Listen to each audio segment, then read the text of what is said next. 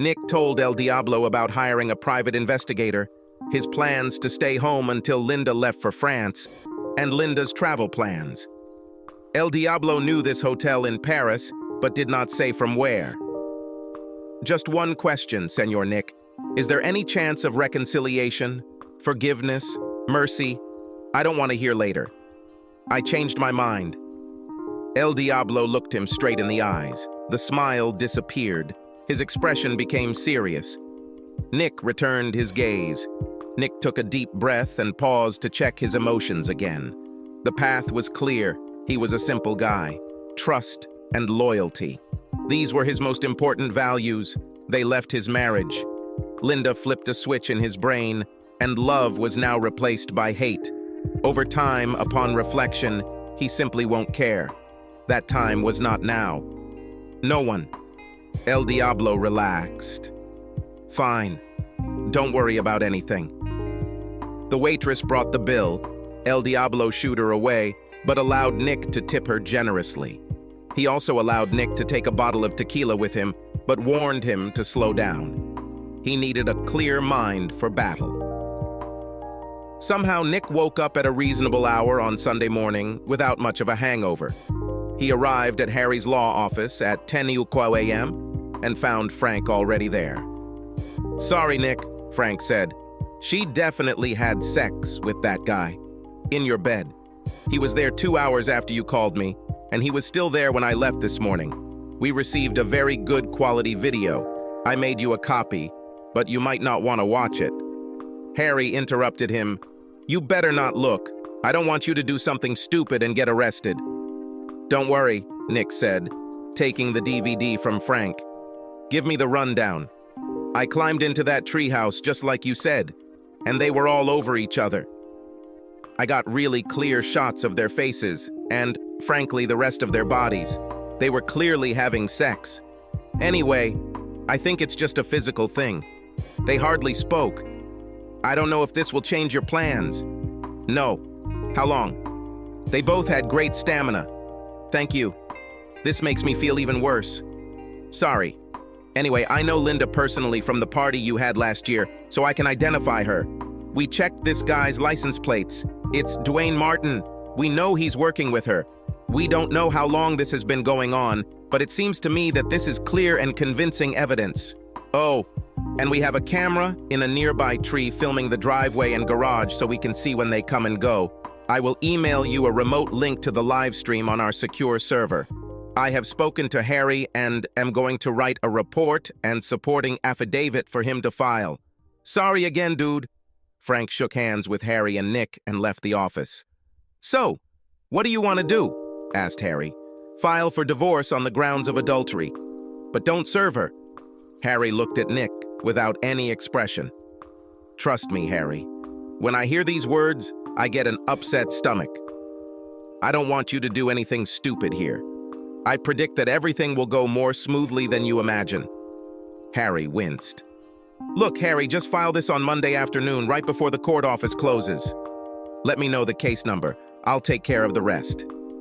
Just remember, Nick, I don't practice criminal law. Not very good anyway. If you need to get out of some trouble, I can't help you." "You'll be pleasantly surprised," Nick said as he walked out the door. Nick's next stop was to meet Sam Granger. It was a very productive meeting where Nick learned that they could sell the house for over $100,000 more than the mortgage, all without real estate agent commissions. Linda would be delighted, if only she knew. Nick promised to return with the proper paperwork as soon as possible to seal the deal. As Nick left Sam's office, he looked at his phone. No messages or calls. She must still be having fun with Dwayne. Nick took the opportunity to call his boss Sven and tell him that he urgently needed 2 weeks of vacation or he would quit. Sven immediately panicked because Nick was the only one who knew what was going on with the current affairs and agreed. Luckily, in Sven's case, they had a temporary lull in business, so he could cut Nick some slack. Having laid the groundwork for the fulfillment of his intentions, Nick returned to his hotel to take care of his current work. By Monday evening, it was ready. Linda left voicemails on Sunday evening and Monday evening, which he did not respond to. He was saving all his energy for Tuesday morning. Thanks to Frank's camera in front of the house, Nick knew that Dwayne had spent Monday night there, and based on Dwayne's stay from Sunday evening to Monday morning, he would likely leave around 8 a.m. to head to work. Linda was leaving around 8:30 a.m., so at 7 a.m. Nick walked through the front door and shouted, "Darling, I'm home!" He heard a sudden noise upstairs, and then Linda came down the stairs in her robe, disheveled and shocked. "Honey, what a surprise!" she said, trying to seem cheerful, but barely holding it in and just as clearly on the verge of complete panic. "I thought you wouldn't be here until Friday. You didn't answer my calls." "Sorry," Nick answered cheerfully. "You know how it happens." Nick pretended not to notice the 2 glasses of wine left in the living room and headed straight to the dining room. Linda stood in the doorway, looking at Nick, trying to figure out her next move and how to stop him from going up the stairs to where Dwayne was obviously hiding. A knock on the door made her jump. "Can you open it, honey?" Nick asked. Meanwhile, he began laying out papers on the dining room table and pretended not to notice as Linda squared her shoulders and went to open the door, perhaps expecting the bailiff to arrive with the divorce papers. Instead, it was Maggie who walked right in as soon as Linda opened the door, simply saying, "Hello." Linda watched with curiosity as Maggie sat down at the dining table and opened her suitcase. "Sorry, honey," Nick said, "but I don't know when I'll be on air again. And you know, I can't think of you going on a foreign trip without renewing your powers of attorney. You know, just in case something goes wrong and we need to deal with some financial or medical emergencies. Oh, and I had a couple of moments over the weekend and got a tip on refinancing my mortgage at a really great rate. Since we are both going to be traveling, I thought this was the only time we would be able to do it. Sorry for the urgency." He tried to look apologetic. "Who is this?" Linda asked, pointing at Maggie when the artery in her temple stopped pulsing violently.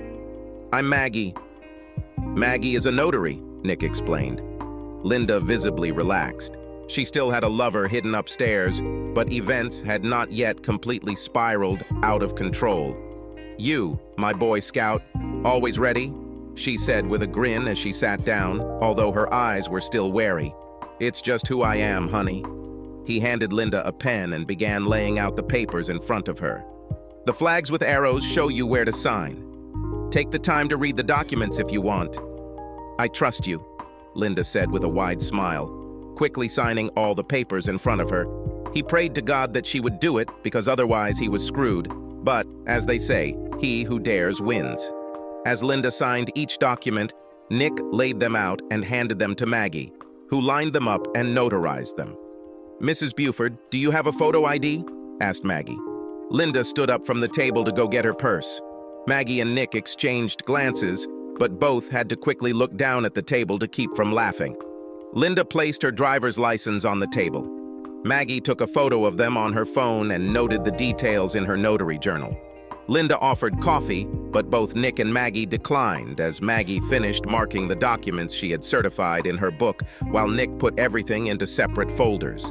Linda's eyes continued to look up, waiting for Nick to try to go there, calculating her next move. Maggie left, putting all her things away and giving Nick a smile when Linda wasn't looking. Nick then gave Linda a break by saying he had a conference call to hold and would go down to his basement office to do it. Linda's shoulders relaxed because now she would have time to get Dwayne out the door and clear any trace of him before Nick emerged from his man cave again. Nick went downstairs to give her the illusion that she was still fooling him. He pretended he didn't hear the heavy footsteps on the steps as Dwayne fled, or the sound of the garage door opening so Dwayne's car could leave. But when he heard the sound of the shower running in the master bathroom, Nick gathered everything he had, walked out the basement door, and drove off in his car without saying a word to his loving wife. 2 hours later, after a hearty breakfast at the diner, Nick was in Harry's office. Harry looked shocked. "So, you're telling me that you made your wife sign Form CC 1406, confirming the filing for divorce and waiving all future service of process and notice of any future proceedings?" "Yes. The duly certified form is right here." And so it was.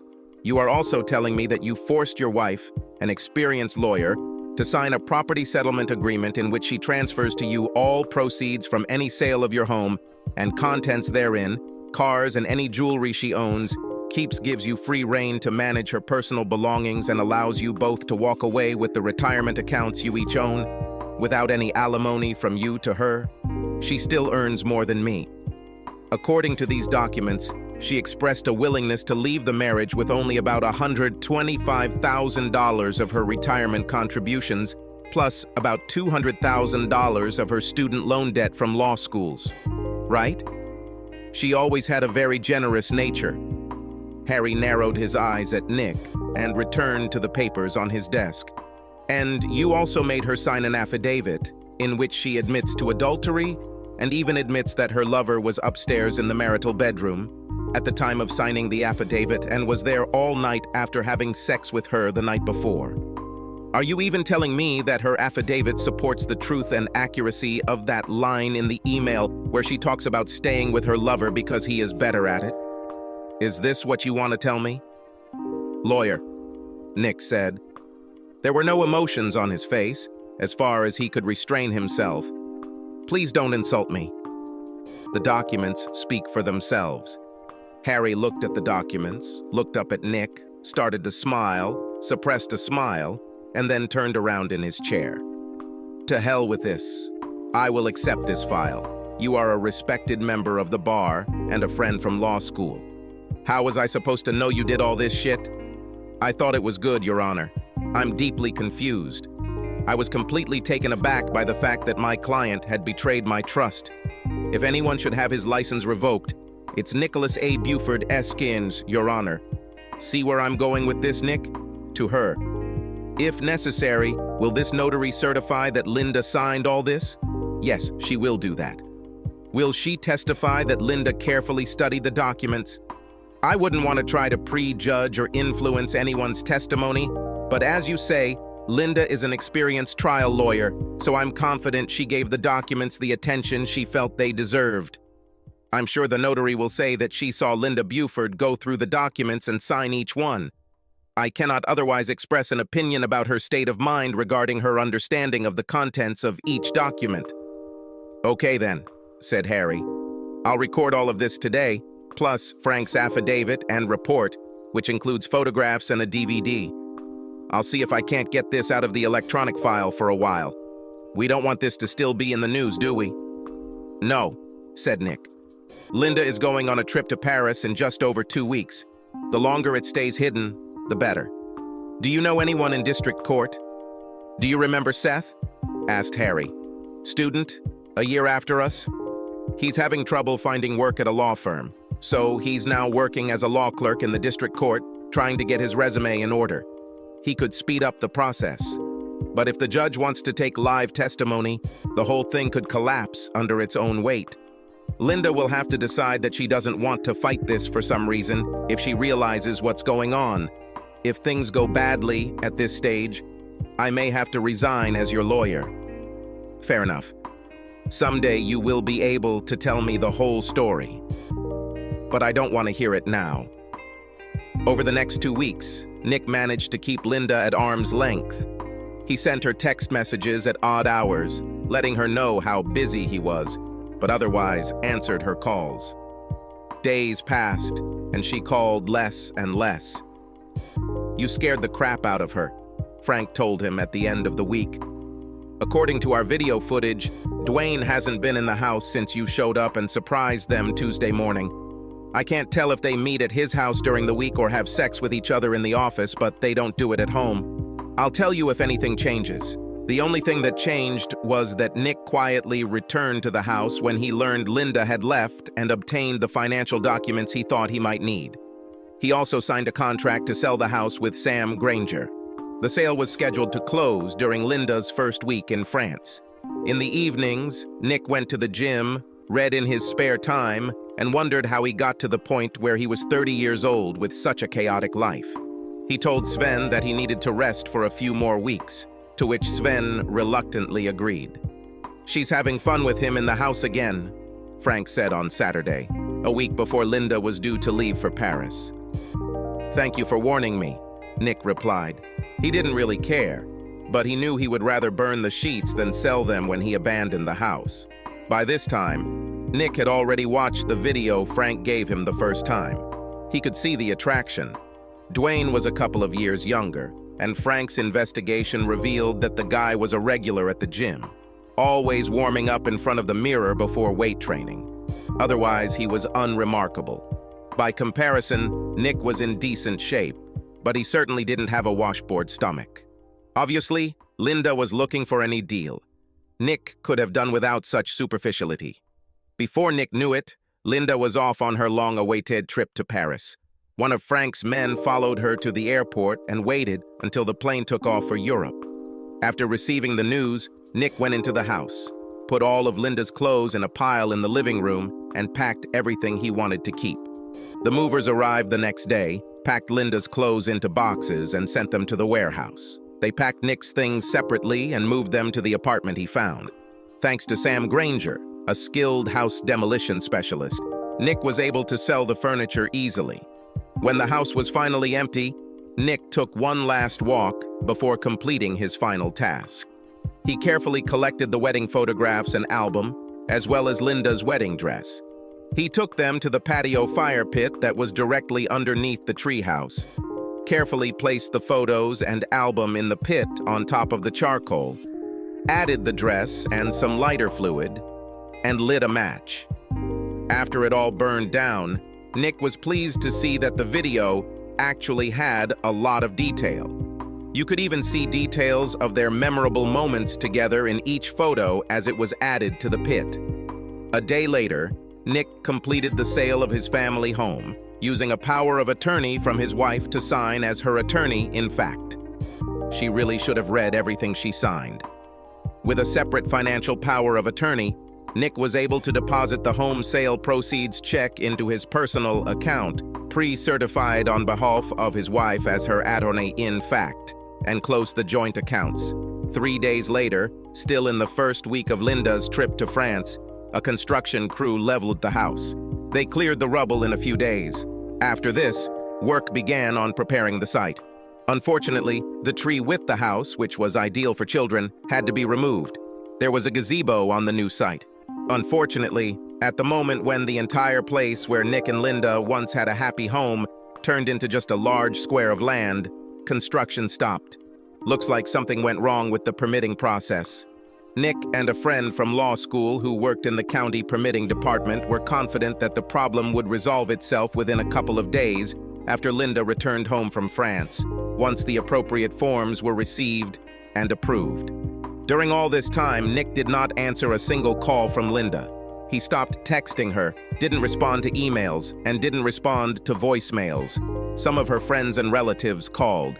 Nick sent a quick message back saying he was busy and traveling, mostly so they wouldn't try to drive by the house and see him. El Diablo called him on his prepaid cell phone and told him that Linda and Dwayne seemed to be under stress and weren't looking well. Maybe she suspected something was wrong? Nick asked how he knew this. El Diablo only said that he has friends everywhere, even in Europe. He did ask Nick if he would be interested in returning Linda's wedding and engagement rings. When Nick said no, El Diablo asked if he would mind if someone else bought them. Hell no. Fine. I might know someone who would like them. On Wednesday, 2 days before Linda was due to return from Paris, Nick was in Harry's office. I don't know how the hell this happened, but here's the divorce decree. This is much faster than usual for this type of case, and Seth remained silent. I don't want to know, and I don't ask. Count your lucky stars and congratulate yourself on being single again. Here's the copy I'm going to send to your ex-wife. I'm sure she'll be delighted. As Nick approached his car outside Harry's office, his phone rang. He didn't recognize the number, but when he answered, he recognized El Diablo's voice. Nick, you should take a vacation. Right now. Go to a place where there are a lot of people who know you and can tell you were there. El Diablo hung up.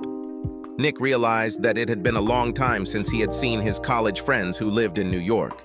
Luckily, his schedule was clear for the next few days, so he went on a trip that same day, attended several exhibitions, visited several museums, and went out with various combinations of friends for lunches, coffees, and dinners, most of which he paid for with a credit card. He also tipped generously at his hotel so that all the staff knew who he was. While there, he express mailed a copy of the DVD showing him burning her wedding dress and wedding album to Linda's parents' house. Late Sunday evening, after enjoying coffee and pastries in Little Italy in Manhattan, Nick's phone rang. It was his father-in-law. "Nick, where are you? Linda is going crazy. She is in the hospital." "Yes? What's wrong with her?" This was getting interesting. She returned from her trip on Friday, but she and her colleague were apparently kidnapped from the airport. They were both high on something and they only came out this morning. A colleague was beaten almost to death. And Linda, here her father's voice wavered. Once upon a time, Nick would have shown compassion. What happened to Linda? She woke up and found herself covered from head to toe with tattoos. Tattoos with terrible inscriptions. And as soon as she woke up and saw this, some guy in a mask came in and hit her on the nose, breaking it, and then with 2 more blows, he gave her 2 black eyes. Impressive, Nick thought. In fact, it was the cherry on the sundae. He would be happy if Linda realized that he betrayed her, just as she betrayed him in her marriage. It would be worth an immortal soul if he had one. "Sorry to hear this. I'm out of town at the moment. What would you like me to do?" Nick could tell there was surprise on the other end of the line. "You are her husband. She's your wife." "Sorry, not anymore. We divorced. The court order was issued last week. She's cheating on me with the guy she's traveling with." "What? What here? What part was unclear?" Nick knew he was being unnecessarily cruel now, but he didn't care. "I have a video. I can send you a copy of her having sex like a cat, and not with me, if you want to know." There was silence on the other end of the line. Nick wondered if his father-in-law had had a heart attack. "We're done with her, so you'll have to take her home." "She's not my problem now." "You did it?" his father-in-law shouted. I've been in New York since Wednesday celebrating my divorce. Look, I know you're upset and I hope Linda gets better soon, but I don't think we have anything else to say to each other." He hung up. At that moment, it occurred to Nick that the stress of city life had recently become too much. He sent an email to Sven saying that, in the end, Sven and the firm could go to hell, with all due respect. A quick internet search revealed that there was an REI store in Soho, so Nick outfitted himself with some brand new hiking and camping gear. Linda had never liked hiking, so this was a chance to reconnect with his intelligence background. The hotel was very kind to store his luggage for a while for a reasonable fee, and before he knew it, he was heading into the Adirondack Mountains to commune with nature until things calmed down.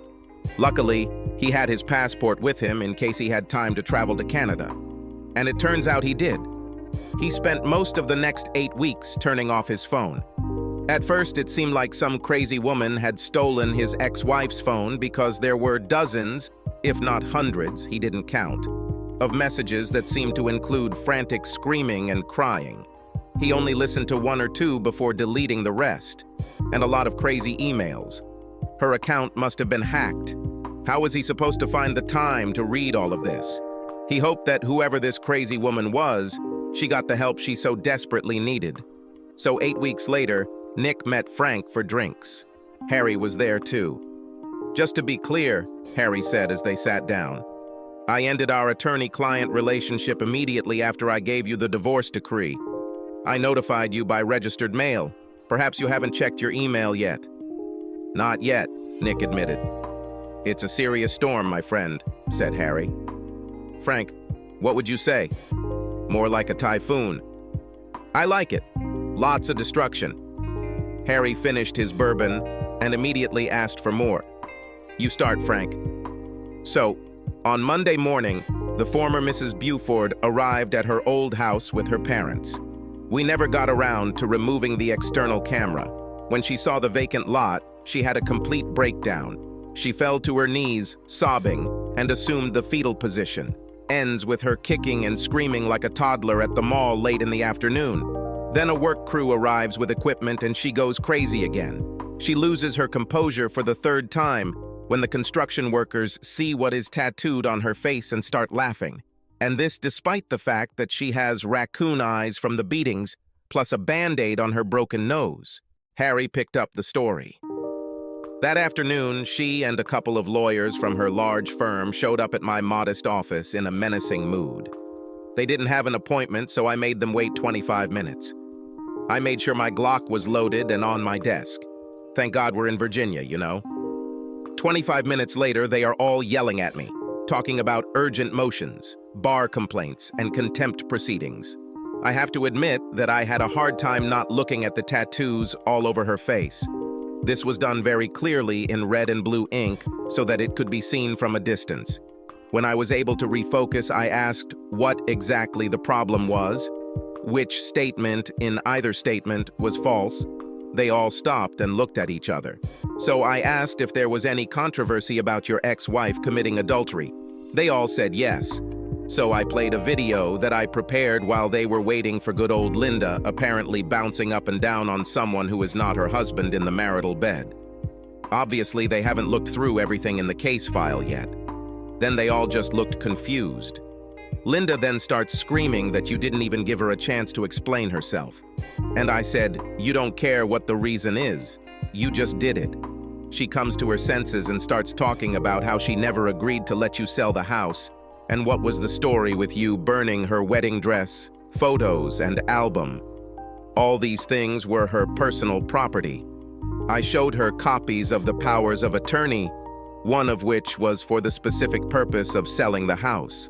I showed her the property settlement agreement, which gave you the right to dispose of her personal belongings at your sole discretion, and told her that she was lucky to have her clothes. I asked if she denied that it was her signature on the documents. She said no, but that she never agreed with anything that was written there. So then I asked if her whole defense was that she never read what she signed. I asked her to imagine how cross-examination would go if she challenged anything in court. Then she fell silent. I also pointed out the affidavit she signed where she admitted that her lover was upstairs at the very moment she signed. And I asked if that was true. This was the moment when she lost consciousness. Her entourage tried to revive her, but I had already called 911. She refused to go with them to the hospital. But then she started screaming about tattoos and her boyfriend getting beat up, and I said it had nothing to do with you. As far as I know, you were out of town anyway, and maybe Dwayne pissed off some husband, either another wife having sex with her, or some other woman who thought Linda was taking Dwayne away from her. I told them they knew where the Fairfax Police Department was if they had a criminal case they wanted to discuss. Then things got even better, Harry continued. So they still kept talking about filing a motion for reconsideration and all that kind of stuff. That's when I told them that just that morning I had received an anonymous email with links to several videos of Linda and Dwayne in your bed when they started doing it again before the trip to Paris. The message said that the videos would be sent to everyone Linda knew, and that you, Nick, knew nothing about it and could not stop them from doing it, and that they were friends that you once helped, and that they will protect you, and that they would hit the send button that day if she didn't just let the whole thing go. Do you know anything about this? I was out of town, Harry. After that, they left. I haven't heard anything about them since then. And nothing happened in the courthouse. It was Frank's turn again. They must have called the police because a couple of detectives showed up. They wanted copies of the videos and the report. Then they lost interest. Neither Linda nor Dwayne could say what happened, only that they got into a taxi at the airport, and the next thing the guy knew, he was in the hospital. With Linda, she woke up in a dirty hotel, got hit in the face, and then went to the hospital. The room was also billed to her credit card, plus room service and minibar. This time, Nick told him that the hotel manager had said that New York cops had checked out his stay at the hotel and that his New York friends had been contacted as well, but they all vouched for his very active schedule in the city. Rumor has it, Harry said, that your ex is hiding in her parents' basement while she gets laser tattoo removal. The problem is that they charge per square inch, and it's covered from head to toe. It would have to cost tens of thousands of dollars, and still, the marks would remain with her forever. It's a shame, Nick said. Harry stared at Nick. Frank simply pursed his lips to keep from laughing. "What happened to your lover?" "I understand that he was badly hurt," said Harry. "There will be a lot of physical therapy in his future." "The head is slightly damaged. Multiple concussions. He will likely have some difficulty getting another job as a paralegal. Their firm also released them both. It seems their relationship fell apart during the trip, and somehow this negatively affected the entire arbitration. There were not enough documents, objections were not ready, witnesses had problems, they lost on the merits, the client was unhappy, the firm had to make human sacrifices to retain the client for future work." "Someday, Nick, you'll have to tell us how you managed to cope with this," Frank said. "Dealt with what?" "I'm a Boy Scout." Maggie was waiting in the car when he got out. "I'm a little upset. No one asked me if I actually certified the documents or if she read them before signing. I was willing to say that I watched her study each one before signing, but I couldn't estimate how much time she spent on it. We should discuss this over dinner. I need to treat you and your boyfriend to thank you for helping me gain my freedom." Maggie turned to him and looked over her sunglasses as Nick reversed the car out of the parking lot. "There is no guy, idiot." Nick stopped abruptly and looked at her. "Really?" "Indeed. Now shut up and take me home so you can begin the rather long and grueling process of apologizing to me." "Okay," Nick smiled. "But first I have to stop by the post office." "For what?" "I'm sending a card to an old friend," Nick said, pulling it out of the glove compartment. It had the Boy Scouts logo on the front. I asked her, "Does she feel safe now? Safe? Subscribe to our channel so that your second chaff doesn't cheat on you, and go ahead and listen to the next story, because this story is nothing compared to the next one. If you're under 18, don't even think about listening to the next one."